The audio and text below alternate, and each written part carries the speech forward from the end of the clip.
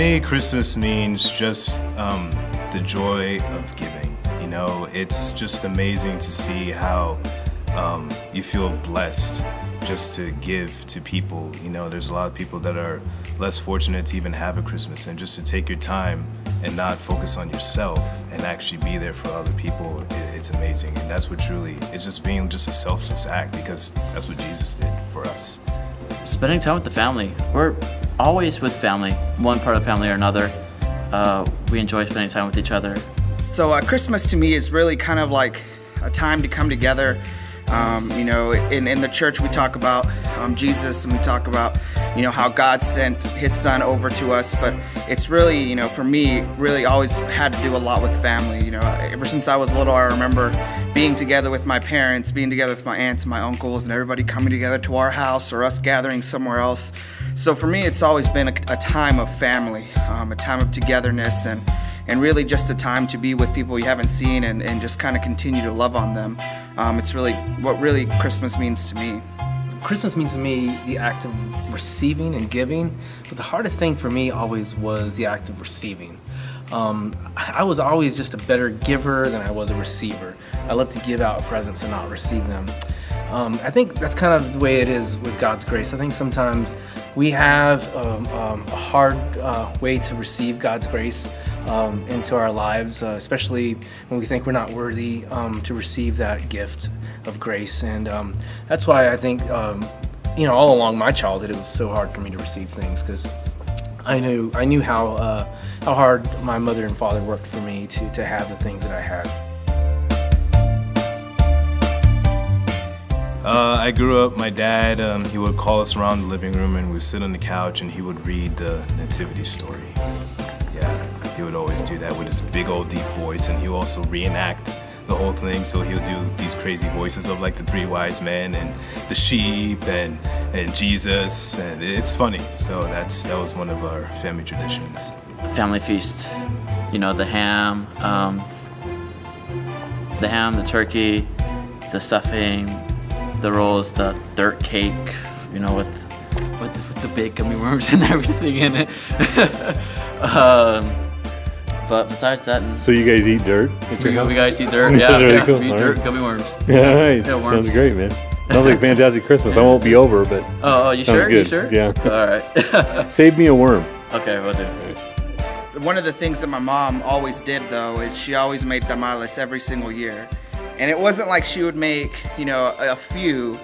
She would wake up like on the 23rd and start making tamales and would not stop till like, you know, 6 p.m. on Christmas Eve. So she would go a whole like day where she would just nonstop, and it was like a factory of tamales. I mean, you would get probably at least 15 to 20 dozen every single year.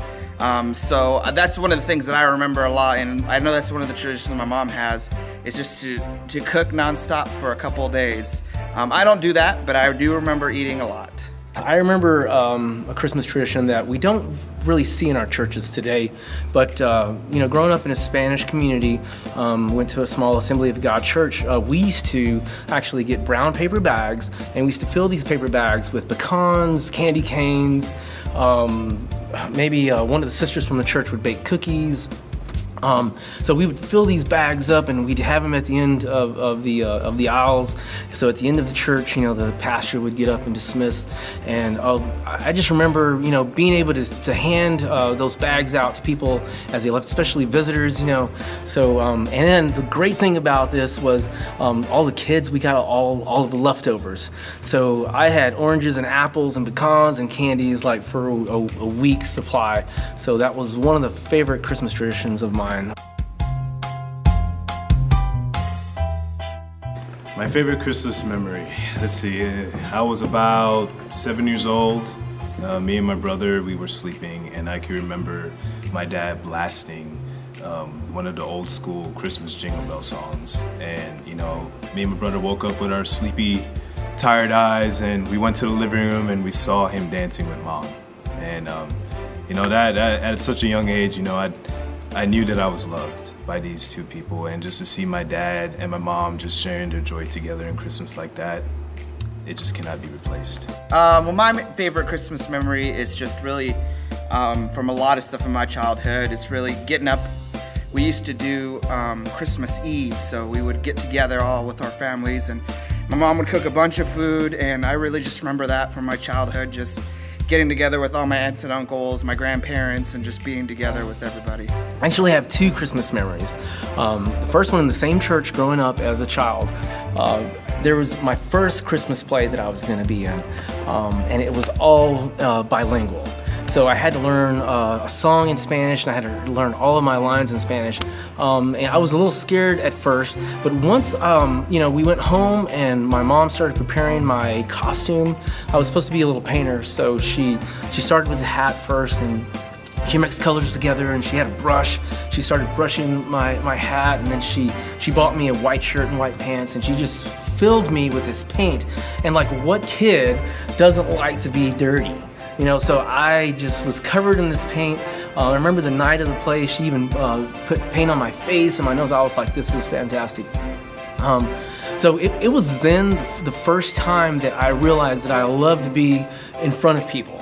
I love to be on stage. So I think God already knew what he had placed in my heart and in my talents and my future, what was to come. So, that was one of the greatest, I think, memories as a child. Now, the other one was a bit funny.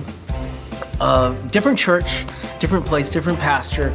We had a live nativity set that we wanted to put on. So we would put this live nativity scene on every night, so all of the passerbys, people either driving or walking by, could see. So we had a live a shack that looked like a nativity. We had sheep.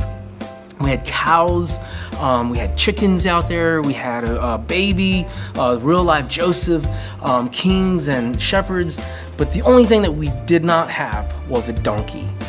So my dad saw this donkey down the street from where we lived, and finally built up the courage to stop by and ask him if we could borrow this donkey.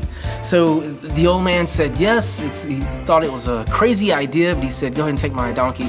So we take the donkey over to the church. He gives us the pail of oats and tells us how to take care of this donkey. So our first night with the donkey is performing just fabulous. He's looking amazing. We're looking amazing. We put everything up at the end of the night, and we stow the donkey away inside of the trailer. The next day we come back to set up the nativity. The donkey went to donkey heaven. Merry Christmas, everybody. That's awesome.